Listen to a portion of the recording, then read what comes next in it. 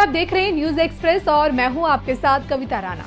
क्या सिर्फ हिंदुओं की आवाज उठाना अब अपराध बन चुका है? ये सवाल आज सिर्फ भारत में ही नहीं बल्कि पूरी दुनिया में गूंज रहा है और ये सवाल उठाया है आंध्र प्रदेश के उप मुख्यमंत्री पवन कल्याण ने। जी हां, बांग्लादेश की जेल में पिछले 500 दिनों से बंद इस्कॉन के संत चिन्मय कृष्णदास को लेकर पवन कल्याण ने जो कहा है उससे सिर्फ बांग्लादेश सरकार ही नहीं बल्कि तथाकथित मानवाधिकारियों की चुप्पी पर भी बड़ा सवाल खड़ा कर दिया है। पवन कल्याण ने एक्स पर बकायदा ये लिखा है, अगर किसी संत के लिए अदालत में खड़ा होने वाले वकीलों को भी धमकाया जाए, डराया जाए, चुप कराया जाए तो फिर हम किस न्याय की बात कर रहे हैं?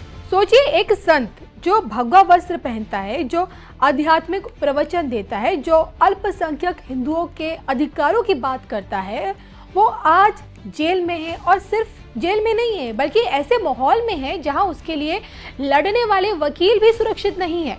और ये मामला सिर्फ देखिए एक व्यक्ति का बिल्कुल नहीं रह गया, ये मामला अब इंसाफ बनाम डर, अल्पसंख्यक अधिकार बनाम सत्ता और मानवाधिकार बनाम राजनीतिक चुप्पी का प्रतीक बन चुका है।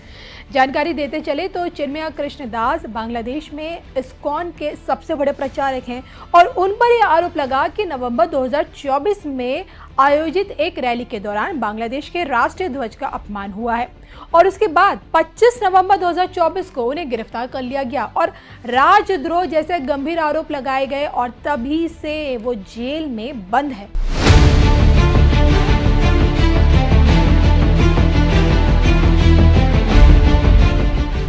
अब जानकारी देते चले कि कहानी सिर्फ देखिए गिरफ्तारी तक सीमित बिल्कुल नहीं है। मामला तब और भी ज्यादा भयावह हो गया है जब उनके समर्थन में अदालत पहुंचे वकीलों को धमकियां मिलने लगी। एक वकील पर हमला हुआ, दूसरे को देखिए चेतावनी दी गई। मतलब ये कि जो इंसान इंसाफ दिलाने आए उन्हें ही डराया जाने लगा और यही बात पवन कल्याण को सबसे ज्यादा विचलित इस वक्त करती है। पवन कल्याण आगे ये भी कहते हैं कि अगर अदालत परिसर में ही वकीलों की सुरक्षा नहीं है तो फिर न्याय व्यवस्था पर भरोसा कैसे किया जाए। और ये सिर्फ देखिए एक ट्वीट नहीं था, ये सीधे सीधे बांग्लादेश की न्याय व्यवस्था पर सबसे बड़ा सवाल था और सवाल भी ऐसा जिसे नजरअंदाज करना आसान नहीं है।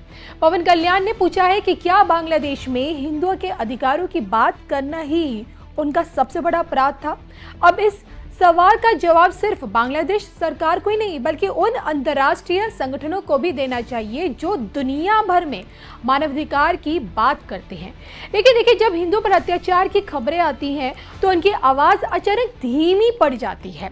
और सबसे बड़ा सवाल यही है कि अगर किसी दूसरे समुदाय का धार्मिक नेता होता, अगर किसी दूसरे देश में ऐसा होता तो क्या दुनिया इतनी चुप बैठी रहती? क्या तब भी तथाकथित सेकुलर गैंग मौन साध लेते? और क्या तब भी अंतर्राष्ट्रीय मीडिया की सुर्खियां इतनी शांत होती?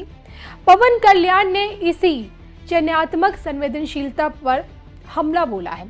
और इधर देखिए, मामले में कानूनी मोड़ भी कम दिलचस्प नहीं है। मई 2025 में देखिए हाई कोर्ट ने चिन्मय कृष्णदास को जमानत तो दी थी और ऐसा लगा कि शायद अब उन्हें राहत मिल गई हो, लेकिन तभी बांग्लादेश के सुप्रीम कोर्ट ने उस जमानत पर रोक लगा दी और जिसके बाद मामला अटक गया और अभी तक वो जेल में बंद है। और इसी को लेकर आंध्र प्रदेश के उप मुख्यमंत्री इशारा कर रहे थे और उनकी रिहाई की मांग भी कर रहे हैं। अब देखिए, देखना ये होगा कि पवन कल्याण की बात का कितना असर होता है और क्या चिन्मय दास जी को जमानत मिलती है या नहीं, और वो भी बांग्लादेश में। आप क्या सोचते हैं? इस पर अपने विचार जरूर व्यक्त कीजिएगा।